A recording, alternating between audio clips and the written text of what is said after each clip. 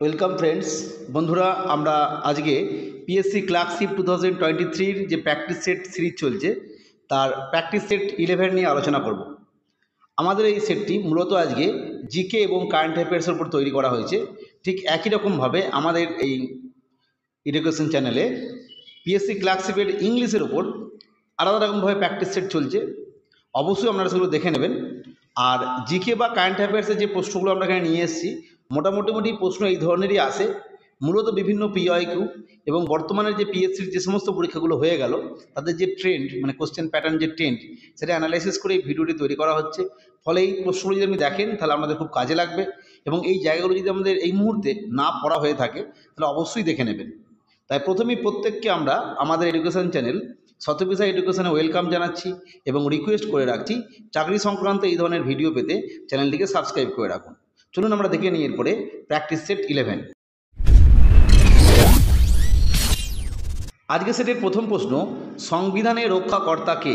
Option A রাষ্ট্রপতি, option B প্রধানমন্ত্রী, option C parliament and D Supreme Court. আমরা জানি যে ভারতের সবথেকে যেটা মূল আইন সেটা হচ্ছে সংবিধান। সেই সংবিধানকে কিন্তু কোনোভাবেই ভঙ্গ করা যাবে না। ফলে যদি সেই সংবিধানের যে প্রভিশন, সংবিধানের যে নিয়ম, সেগুলো যদি কোনোভাবে ভায়োলেট হয়, সেক্ষেত্রে সেই বিষয়ে কে রক্ষা করবেন? আমরা জানি যে বিভিন্ন সময়, সে 1951 সালের পর থেকে বিভিন্ন ধরনের কেস এই সুপ্রিম কোর্ট রিলেটেড, মানে সংবিধানের প্রভিশন রিলেটেড কেস কিন্তু হয়ে আসছে। তাদের মধ্যে বিখ্যাত কিছু কেস ছিল Kesavananda Bharati case 1973, Minerva Mills case. এই সমস্ত কেসগুলো খুব ইম্পর্টেন্ট। মনে রাখতে হবে, সংবিধানের কোনো প্রভিশন নিয়ে যদি কোনো সমস্যা তৈরি হয়, সেক্ষেত্রে এই বিষয়ে সর্বোচ্চ যিনি ক্ষমতা, অর্থাৎ যিনি এইটা রক্ষা করবেন, তিনি হলেন অবশ্যই আমাদের দেশের সুপ্রিম কোর্ট। সুপ্রিম কোর্টের ক্ষমতা আছে এই বিষয়ে হস্তক্ষেপ করা, এবং তিনি বলে দেবেন যে না, এটা করা যাবে না, এইটা করলে সংবিধানের যে মূল স্ট্রাকচার, সংবিধানের যে কাঠামো, সেটা পরিবর্তন হয়ে যেতে পারে। তাই এই বিষয়টা বা এই প্রভিশনটা আনা যাবে না।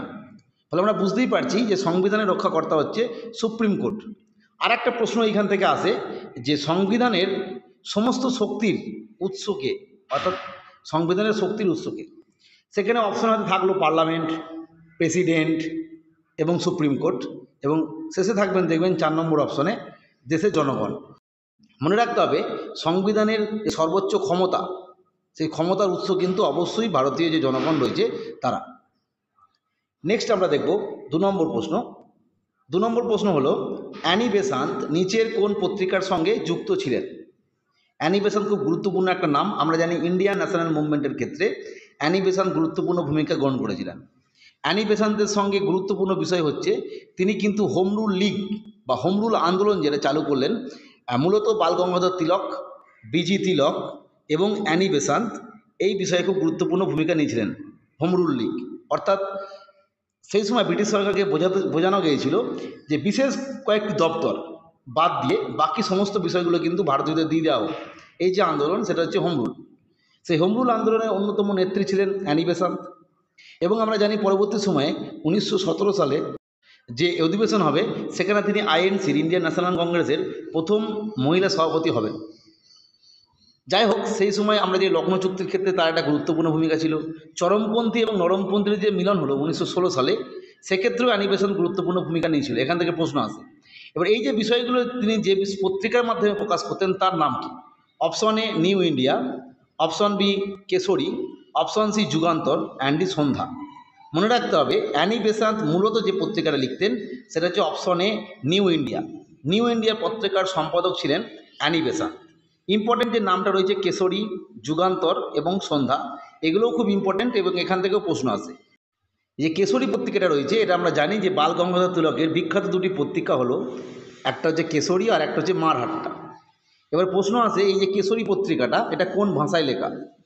মনে রাখতে হবে, কেশরী পত্রিকাটা মারাঠা ভাষায় লেখা। আর ঠিক মারহাট্টা বলে যে একটা পত্রিকা ছিল, সেটা কোন ভাষায় লেখা? না, সেটা তখন মনে রাখতে হবে, সেটা হচ্ছে ইংরাজি ভাষায় লেখা। এইভাবে মনে রাখবেন যে কেশরী হচ্ছে মারাঠা আর মারহাট্টা হচ্ছে ইংরাজি। যুগান্তর পত্রিকাটাও সেই সময় একটা ইম্পর্টেন্ট পত্রিকা ছিল। আমরা জানি যে বঙ্গভঙ্গের সময় যুগান্তর দল, এবং সেই থেকেই যুগান্তর পত্রিকা। এর যিনি মানে সম্পাদক ছিলেন, তিনি হলেন ভূপেন্দ্রনাথ দত্ত। আর নেক্সট সন্ধ্যা পত্রিকা, এটাও খুব গুরুত্বপূর্ণ পত্রিকা, সেই সময়কারই পত্রিকা, মানে বঙ্গভঙ্গ এবং স্বদেশী আন্দোলনের সময়। এবং এনার যে সম্পাদক ছিলেন তিনি হলেন ব্রহ্মবান্ধব উপাধ্যায়। এই নামগুলো মনে রাখবেন, এখান থেকে প্রশ্ন আসে। ব্রহ্মবান্ধব উপাধ্যায়ের বিখ্যাত পত্রিকা হচ্ছে সন্ধ্যা। নেক্সট আমরা যেটা দেখব 3 নম্বর প্রশ্ন, নাগরিকত্ব সংবিধানের কত নম্বর পার্টে উল্লেখ আছে? অপশন এ 1, অপশন বি 2 নম্বর পার্ট, অপশন সি 3 নম্বর পার্ট, অ্যান্ড ডি 4 নম্বর পার্ট। নাগরিকত্ব থেকে কিন্তু রিসেন্টলি পিএসসির বিভিন্ন পরীক্ষায় প্রশ্ন আসছে। আমরা জানি যে 1 নম্বর যে পার্টটা রয়েছে সেটা হচ্ছে ইন্ডিয়া অ্যান্ড ইটস টেরিটরি, এই বিষয়ে লেখা আছে। নেক্সট 2 নম্বর পার্টে আমরা জানি লেখা আছে সিটিজেনশিপ অর্থাৎ নাগরিকত্ব। আর 3 নম্বর পার্ট আমরা জানি ঠিক এর পরেই শুরু হচ্ছে 12 থেকে 36, সেটা হচ্ছে ফান্ডামেন্টাল রাইট, মৌলিক অধিকার। এবং 4 নম্বর পার্টে আমরা জানি তারপরেই শুরু হবে ডিপিএসপি অর্থাৎ directive principal of state policy, মানে নির্দেশমূলক নীতি যেটাকে আমরা বলি এইটা। এই পার্টগুলো খুব ইম্পর্টেন্ট, তাহলে আমরা বুঝতেই পারছি সিটিজেনশিপ উল্লেখ আছে অপশন বি অর্থাৎ পার্ট 2 এ। নেক্সট আমরা দেখব 4 নম্বর প্রশ্ন। আপনারা প্রত্যেকে কী করবেন, প্রশ্নটা দেখার পর চেষ্টা করবেন পারছেন কিনা, যদি পারেন অবশ্যই লিখে রাখবেন খাতায় যে কতগুলো পারছেন। আরেকটা যেটা বিষয় সেটা হচ্ছে আমরা প্রশ্নগুলো কিন্তু ডিটেলস অ্যানালাইজ করছি, ফলে আপনারা একটু শুনবেন মনোযোগ দিয়ে, ফলে এখান থেকে অনেকগুলো প্রশ্ন কিন্তু পেতে পারেন। 4 নম্বর প্রশ্ন, দাদাভাই নৌরোজি কী নামে পরিচিত? অপশন এ ভারতের লৌহ মানব, অপশন বি জাতির জনক, অপশন সি ভারতের মহান বৃদ্ধ মানুষ, অ্যান্ড ডি মুকুটহীন সম্রাট। দাদাভাই নৌরোজি খুব ইম্পর্টেন্ট, কারণ আমরা জানি দাদাভাইয়ের বিখ্যাত একটা বই ছিল poverty and un-British rule in India. এই বইটি বহু পরীক্ষায় আসে, যে এই বইটি কার লেখা বা কে লিখেছেন।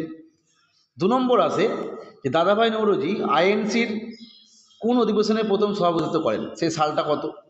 মনে রাখতে হবে, সেটা হচ্ছে সেকেন্ড সেশন, যেটা 1986 সালে সেইটা।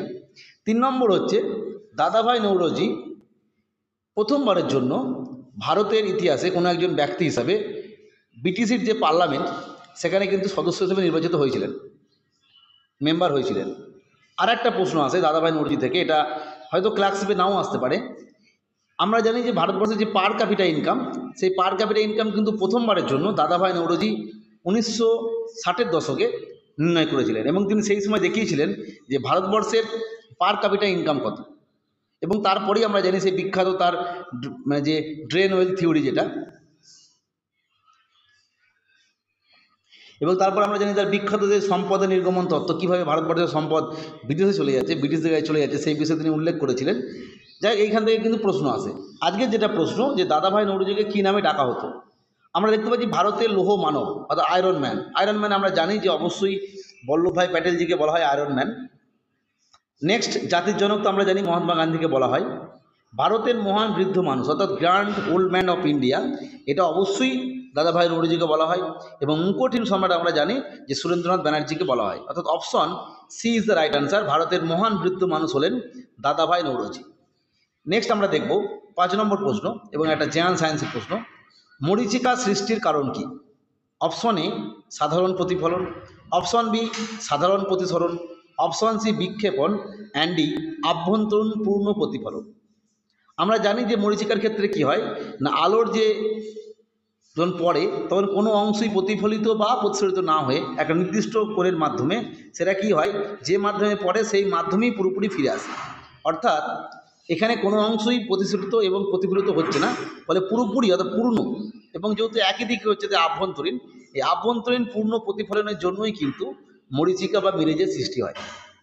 নেক্সট আমরা দেখব পরবর্তী প্রশ্ন 6 নম্বর প্রশ্ন, ম্যাঙ্গানিজ উৎপাদনে ভারতের প্রথম রাজ্য কোনটি? Option A Maharashtra, option B Paschimbanga, option C Madhya Pradesh, and D Orissa. খুব ইম্পর্টেন্ট এবং কনফিউশনাল কোশ্চেন। ম্যাঙ্গানিজ উৎপাদনে মনে রাখতে হবে যে ম্যাঙ্গানিজ উৎপাদনে প্রথম রাজ্য কোনটি, এবং ম্যাঙ্গানিজের রিজার্ভ সব থেকে বেশি আছে কোথায়? ম্যাঙ্গানিজ যখন উৎপাদন বলবে তখন উত্তর হবে সি মধ্যপ্রদেশ। আর যদি বলে ম্যাঙ্গানিজের রিজার্ভ সব থেকে বেশি আছে কোথায়, তখন কিন্তু মনে রাখতে হবে উত্তর হবে উড়িষ্যা। 7 নম্বর প্রশ্ন, মায়ানমারের দিকে ভারত ও চীনের সীমারেখার নাম কি? অর্থাৎ ভারত এবং চীনের যে সীমারেখাগুলো রয়েছে তাদের মধ্যে যেটা মায়ানমারের দিকে রয়েছে তার নাম কি? Option A Durand line, option B Radcliffe line, option C line of actual control, and D McMahon line. আমরা ডুরান্ড লাইনটা আমরা আগেই জানি যে ডুরান্ড যে লাইনটা ছিল সেটা কিন্তু অনেক আগেকার লাইন। মূলত সেই সময় ভারত এবং আফগানিস্তানের মধ্যে একটা সীমারেখা নির্দেশ করা হয়েছিল অনেক আগে, স্বাধীনতার আগে, 1947 সালের আগে। কিন্তু পরবর্তী সময় যেহেতু ভারত ভাগ হয়ে ভারত এবং পাকিস্তান হয়ে গেছে, ফলে আমরা বুঝতে পারছি বর্তমানে এই লাইনটা পাকিস্তান ভার্সেস আফগানিস্তানের মধ্যে রয়েছে। এবং আরেকটা বিষয় এখানে ইম্পর্টেন্ট, কিছুটা অংশ ভারতের সঙ্গে যুক্ত আছে, যদিও সেই জায়গাটা নিয়ে বিতর্কিত জায়গা। যাই হোক, আমরা বুঝতে পারছি পাকিস্তান এবং আফগানিস্তানের মধ্যে Durand line. Next Radcliffe line, যেটা র্যাডক্লিফ লাইনটা আমরা জানি যে ভারত, ইন্ডিয়া এবং পাকিস্তানের মধ্যে আছে। আর লাইন অফ অ্যাকচুয়াল কন্ট্রোলটা ইন্ডিয়া এবং চায়নার মধ্যে আছে। মূলত এটা ভারতবর্ষের যেটা একদম পূর্বের দিক সেই জায়গাটা, আর যেটা পূর্বের দিক অর্থাৎ অরুণাচল প্রদেশের দিকে ভারত এবং চীন, যেটা তিব্বত বরাবর, সেই জায়গাটা যে লাইন সেটা হচ্ছে ম্যাকমোহন লাইন নামে পরিচিত। মূলত ওই জায়গাটাকে বলা হয় ম্যাকমোহন লাইন, অর্থাৎ option D is the right answer. Next একটা কমন প্রশ্ন, কালীগণ্ডক কোন প্রতিবেশী দেশের প্রধান নদী? কারণ প্রতিবেশী দেশের প্রধান নদী এবং বিভিন্ন যে পর্বত রয়েছে সেখান থেকে প্রশ্ন আসছে, বা তাদের পার্লামেন্টের নাম কি? Option A Sri Lanka, option B Bhutan, option C Afghanistan, and D Nepal. এটা প্রত্যেকেই জানেন, অবশ্যই চেষ্টা করবেন যে কালীগণ্ডক কোন প্রতিবেশী দেশের প্রধান নদী। মনে রাখতে হবে কালীগণ্ডক হচ্ছে, অবশ্যই আমরা জানি যে নেপালের প্রধান নদী হচ্ছে কালীগণ্ডক, বা অনেকে এটা গণ্ডকী নদী বলেও চেনে, শুধু গণ্ডকী। নেক্সট আমরা দেখব পরবর্তী প্রশ্ন, চেলিয়া কমিটি কিসের জন্য তৈরি হয়? অপশন এ দুধ শিল্প, অপশন বি কর সংস্কার, অপশন সি ব্যাংক সংস্কার, অ্যান্ড ডি শিক্ষা সংস্কার। এই ধরনের কমিটিগুলো খুব ইম্পর্টেন্ট। সমস্ত ধরনের কমিটি, সেটা এডুকেশন রিলেটেড হতে পারে বা ট্যাক্স রিলেটেড বা অন্যান্য ব্যাংকিং সিস্টেম, যাই হোক না কেন, কমিটিগুলো দেখে রাখবেন। চেলিয়া কমিটি তৈরি হয় 1991 সালে রাজ চেল্লিয়ার নেতৃত্বে।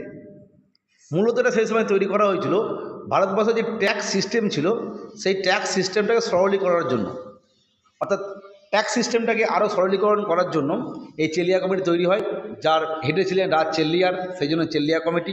এবং পরবর্তী সময়ে আমরা যেটা জানবো ভ্যাট, ভ্যালু অ্যাডেড ট্যাক্স, যেটা বর্তমানে উঠে গেছে, তার জায়গায় জিএসটি এসছে আমরা জানি। সেই ভ্যাট কনসেপ্টটা যখন ইন্ট্রোডিউস হবে ভারতের ইকোনমিতে, ঠিক এই জায়গা থেকে এই ভ্যাট নিয়ে কিন্তু কিছু প্রসঙ্গ তোলা হয়েছিল। মূলত এটা এসেছিল ট্যাক্স রিলেটেড ব্যাপার, অর্থাৎ আমরা বুঝতেই পারছি চেলিয়া কমিটি হবে কর সংস্কার, ট্যাক্স রিফর্ম যেটা, সেই অর্থাৎ option B is the right answer. Next question number 10, ONGC সদর দপ্তর কোথায়, headquarter of ONGC? Option A Mumbai, option B Dehradun, option C Delhi, and D Pune. এই ধরনের ওয়ান লাইনার প্রশ্ন বা ট্যাটিক জিকেগুলোর ক্ষেত্রে তো কোনো বোঝানোর ব্যাপার নেই, অবশ্যই আপনারা চেষ্টা করুন কী হবে, অবশ্যই দেখুন কী পারছেন, বা পারলে অবশ্যই আমরা দেখবেন যে কতগুলো করতে পারছেন। তাহলে ওএনজি সদর দপ্তর হচ্ছে option C is the right answer, Delhi. Headquarter of ONGC is Delhi.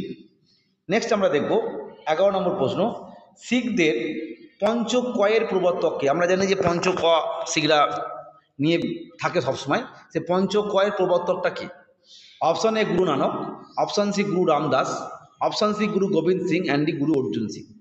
এই পঞ্চক বলতে আমরা জানি যে তাদের কাছে তাদের যে কেস থাকে, অর্থাৎ বড় বড় চুল, এছাড়া একটা কৃপান ডাকা থাকে অর্থাৎ তরবারি, এছাড়া তাদের কাছে কাঙ্খা থাকে মানে চিরুনি, এছাড়া কারা থাকে। কারা মানে হচ্ছে যে দেখবেন অনেকে এখন বালা পরে হাতে, সেই যেটাকে আমরা বলি পাঞ্জাবি বালা। এই যে এইগুলো সবই দিতে পঞ্চক। এই পঞ্চকয়ের প্রবর্তক কে? রাইট আনসার অবশ্যই অপশন সি, গুরু গোবিন্দ সিং এই পঞ্চকয়ের প্রবর্তন করেছিলেন। নেক্সট আমাদের পরবর্তী প্রশ্ন, মোহাম্মদ বিন তুগলক কোন শহরে নতুন রাজধানী স্থাপন করেন? Option A Delhi, option B Daulatabad, option C Lahore, and D Agra. এটা তো খুব কমন প্রশ্ন এবং আমরা জানি। এই উত্তরটা বলার আগে আমাদের একটা হোমওয়ার্ক দিয়ে রাখি, বা এই প্রশ্নটা আসতে পারে অ্যাকচুয়ালি। সেটা হচ্ছে এই যে মোহাম্মদ বিন তুগলক যখন নতুন রাজধানী স্থাপন করছে যেখানে, সেখানকার রাজা, সেই সময় সেখানে রাজা কে ছিলেন, সম্রাট এম্পায়ার কে ছিলেন, তার নাম কি? এই প্রশ্নটাও আসে। আমরা জানি যে তিনি রাজধানী স্থানান্তরিত করেছিলেন দৌলতাবাদে। সেই সময় দৌলতাবাদে কে রাজা ছিলেন? নেক্সট আমরা দেখব পরবর্তী প্রশ্ন, 14 নম্বর প্রশ্ন, ঔরঙ্গজেবের রাজত্বকালে কোন কর নতুন করে চালু করা হয়? অপশন এ জিজিয়া কর, অপশন বি মৎস্য কর, অপশন সি শুল্ক কর, অ্যান্ড ডি দ্রব্য কর। ঔরঙ্গজেব রাজত্বকালে কিন্তু অনেক কিছু ঘটনা ঘটেছিল, বিভিন্ন বিদ্রোহ ঘটেছিল। আমরা জানি সদনামী বিদ্রোহ, জাট বিদ্রোহ বা বিভিন্ন কর তিনি পুনরায় চালু করেছিলেন। আমরা জিজিয়া কর নিয়ে একটু আলোচনা করে যদি বলি, জিজিয়া করটা প্রথম চালু করলেন কুতুবউদ্দিন আইবক। কুতুবউদ্দিন আইবক সুলতানি বংশের শাসক, তিনি এই জিজিয়া করটা চালু করেছিলেন। পরবর্তী সময় আমরা জানি মুঘল সম্রাটের সময় আকবর এই করটা, জিজিয়া করটা তুলে নেন। জিজিয়া করটা কি না, জিজিয়া কর হচ্ছে অমুসলমানদের জন্য একটা ট্যাক্স। সেই ট্যাক্সটা কুতুবউদ্দিন আইবক চালু করেছিলেন এবং আকবর তার নিজের যে সাম্রাজ্য ছিল যে সময়, সে সময় তিনি এটাকে বন্ধ করে দেন। এখান থেকে প্রশ্ন আসে যে কে চালু করেন প্রথম, তখন হবে কুতুবউদ্দিন আইবক। কে বন্ধ করে দিয়েছিলেন, হবে আকবর। এই যে জিজিয়া কর, সেই জিজিয়া করটা পুনরায় আবার কে চালু করলেন, অর্থাৎ ঔরঙ্গজেবের রাজত্বকালে কোন কর নতুন করে চালু হলো? রাইট আনসার হবে অপশন এ, জিজিয়া কর। এটা থেকে বহুবার প্রশ্ন আসে। নেক্সট আমরা দেখব 15 নম্বর প্রশ্ন এবং আজকের সেটের শেষ প্রশ্ন। এই প্রশ্নটা আলোচনা করার আগে রিকোয়েস্ট করে রাখি, যদি চ্যানেলের ভিডিওগুলো ভালো লাগে অবশ্যই লাইক করবেন এবং নতুন হলে সাবস্ক্রাইব করে রাখবেন। এরপর যেটা 15 নম্বর প্রশ্ন, যে মানবদের ক্ষুদ্রতম অস্থি কোনটা, দ্য স্মলেস্ট বোন কোনটা বা কোথায় অবস্থিত? অপশন এ হাত, অপশন বি পা, অপশন সি মস্তিষ্ক, অ্যান্ড ডি কান। আমরা জানি যে মানবদের সর্বোচ্চ যে মলেস্ট যে বোন, সেটা যে টেপিস। এই টেপিসটা অবস্থিত কোথায় না, কানে। প্রশ্ন আসে যে এই টেপিস হাটটা, সেখানে শুধু টেপিস আছে তা নয়, এটা আছে মেলিয়াস, ইনকাস এবং টেপিস। মূলত মিডিল ইয়ার, যেটা মিডিল ইয়ারে এই হাটটা আছে। এখান থেকে প্রশ্ন আসে যে কানের কোন অংশে আছে, তখন হবে মধ্যকর্ণে। এবার বিষয়টা হলো এই টেপিস নামটা কোথা থেকে এলো। আমরা জানি যখন কোনো অশ্বারোহী তার ঘোড়াতে চাপে, তখন ঘোড়াতে চাপার পর তার পাটা রাখার জন্য এরকম একটা জায়গা করা থাকে, যেখানে সে পাটা রাখে, পাটা ঢুকিয়ে রাখে। এবং এটা উপর থেকে ঘোড়ার পিঠের উপর দিয়ে আবার এইদিকে একটা থাকে এরকম। এই যে এখানে থাকে, এটা এই হাটটাও ঠিক অনেকটা এই রকমের দেখতে হয়। এবং এই থেকে এর নাম এসছে, স্টেপস থেকে টেপিস, এটাও মনে রাখতে পারেন। যাই হোক, আজকে আমরা এই 15টা প্রশ্ন আলোচনা করলাম। আজকের ভিডিও দেখার জন্য প্রত্যেককে অসংখ্য ধন্যবাদ।